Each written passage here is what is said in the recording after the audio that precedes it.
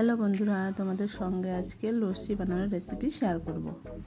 প্রথমে মিক্সার জারের মধ্যে একে একে টক দই, চিনি, লবণ আর একটু বরফ আর জল দিয়ে ভালো করে মিক্সিং জারের মধ্যে মিক্স করে নেব।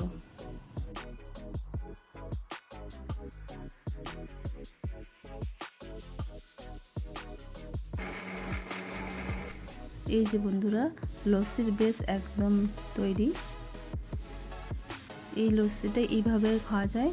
আর আমি আজকে আম দিয়েও লস্যি করব, সেটাও শেয়ার করব। এর মধ্যে একটু আমার স্লাইস করা আম দিয়ে দিলাম, আবার ভালো করে ঘুরিয়ে নেব মিক্সার জারে। এই যে বন্ধুরা, আমের লস্যিও রেডি।